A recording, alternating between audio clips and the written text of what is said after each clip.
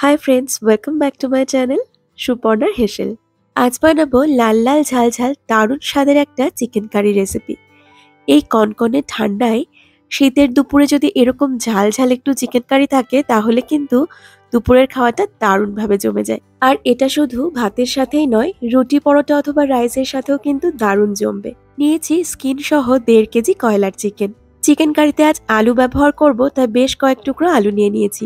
এছাড়া নিয়েছি বড় বড় 5টা পেঁয়াজ, 2টো টমেটো, 2টো বড় সাইজের রসুন এখানে ছাড়িয়ে রেখেছি, আর নিয়েছি 2 ইঞ্চির মতন আদা। আদা রসুনের সাথে দিয়ে দিতে হবে 4 চা চামচ গোটা জিরে আর বেশ খানিকটা শুকনো লঙ্কা।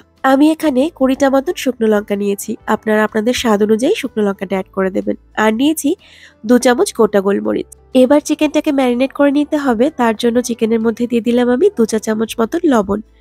এর সঙ্গে দিয়ে দেবো উঁচু উঁচু করে 1 চা চামচ হলুদ গুঁড়ো আর বেটে রাখা মশলা। এর সাথে বেশ খানিকটা সর্ষের তেল এখানে অ্যাড করে দিতে হবে। 4 টেবিল চামচ মতন সর্ষের তেল কিন্তু এখানে অ্যাড করা হয়েছে। আচ্ছা, এই রেসিপিটা কিন্তু আমার মায়ের, আর চিকেনটা ম্যারিনেটও করছে আমার মা, কারণ আমার আবার লঙ্কাতে হাত জ্বালা করে। তো কারো যদি এরকম লঙ্কায় হাত জ্বালা করার প্রবলেম থাকে তারা কিন্তু স্পুন দিয়ে মাংসটাকে মেখে নেবেন, তবে হাতের সাহায্যে ভালো করে মেখে নিতে পারলেই ভালো হয়। তো চিকেনটাকে ভালোভাবে ম্যারিনেট করে এটাকে রেখে দিতে হবে 30 মিনিটের জন্য। এবার একটা কড়াই গরম করে তার মধ্যে 125 ml মতন সর্ষের তেল দিয়ে প্রথমে আলুটাকে ভেজে নিতে হবে। খুব সামান্য লবণ আর হলুদ গুঁড়ো দিয়ে আলুটাকে ভাজবো। লবণ দেওয়াটা তো আমি দেখিয়েছি, তবে হলুদ দেওয়াটা আর রেকর্ড করা হয়নি। খুব ভালোভাবে নেড়েচেড়ে আলুটাকে লাল লাল করে ভেজে নিয়ে তারপর তুলে নিতে হবে। আপনারা চাইলে কিন্তু আলুটাকে স্কিপও করতে পারেন অথবা আলুর পরিমাণ কমিয়েও দিতে পারেন। আলু ভেজে তুলে নিয়ে ওই একই তেলে দিয়ে দিলাম গোটা গরম মশলা, 2টো শুকনো লঙ্কা আর তেজপাতা ফোড়ন। ফোড়নটা একটু ভাজা হয়ে গেলে এর মধ্যে কুচিয়ে রাখা পেঁয়াজটাকে ভেজে নিতে হবে। আমি যে 5টা বড় বড় পেঁয়াজ প্রথমে দেখালাম, সেই পেঁয়াজ কটাই কিন্তু এখানে কুচিয়ে ব্যবহার করছি। একটু সময় ধরে পেঁয়াজটাকে খুব ভালোভাবে ভেজে নিতে হবে। একদম লাল লাল করে পেঁয়াজটাকে ভাজতে হবে।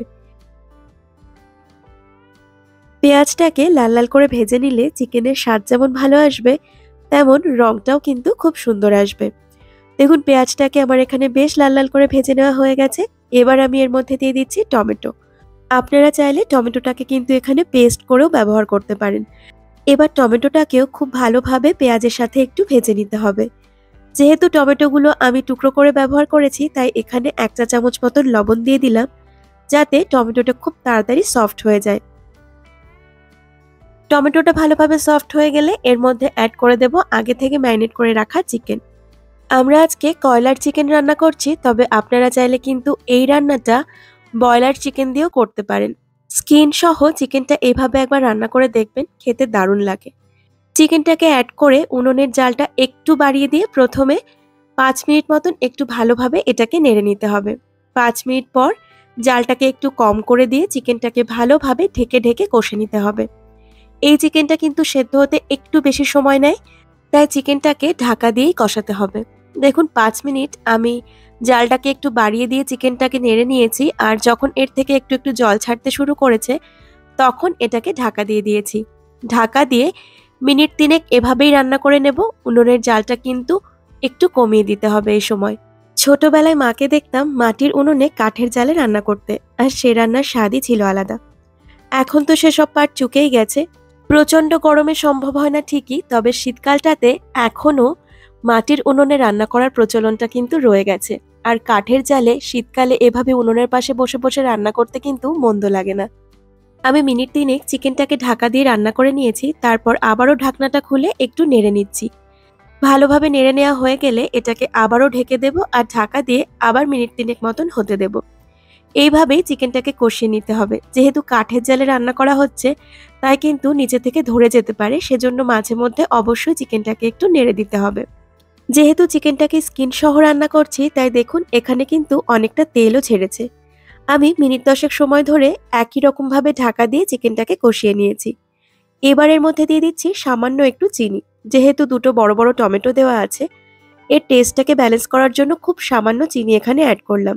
এতে করে স্বাদটা কিন্তু ভালোই আসবে, তবে আপনারা চাইলে এটাকে স্কিপও করতে পারেন।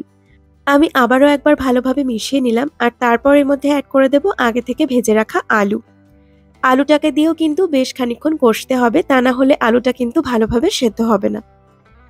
চিকেনটাকে আমি প্রথমে 10 মিনিট কষিয়ে নিয়েছি ঢাকা দিয়ে, তারপর আলুটাকে অ্যাড করে কিন্তু আবারও মিনিট 10 একই রকমভাবে কষিয়ে নেব।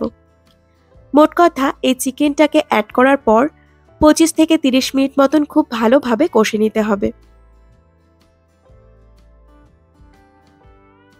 এর আগেও কিন্তু আমি বেশ কিছু চিকেনের রেসিপি আপনাদের সঙ্গে শেয়ার করেছি।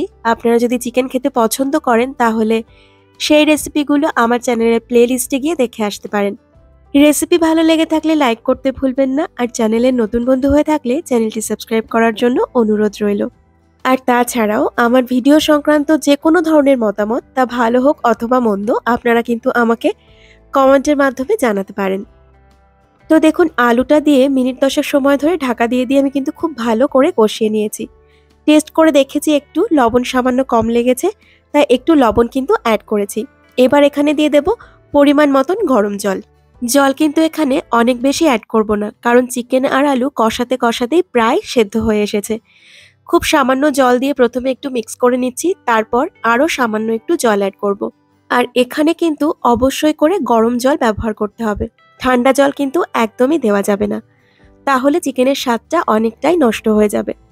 তো দেখুন, আমি এখানে পর্যাপ্ত পরিমাণে জল অ্যাড করে দিয়েছি। জলটা এমনভাবে দিতে হবে যাতে কিছুক্ষণ রান্না হওয়ার পর পারফেক্ট একটা গ্রেভিতে এসে দাঁড়ায়। অনেক বেশি পাতলা টেলটেলে ঝোল কিন্তু এই রান্নাটাই ভালো লাগবে না খেতে। বেশ গামাখা গ্রেভি থাকবে, এরকমভাবেই আজকের চিকেনটাকে আমি রান্না করছি। খুব ভালো করে একবার মিক্স করে নেব, আর তারপর এটাকে ঢাকা দিয়ে আরও মিনিট 10 মতন রান্না করে নিতে হবে।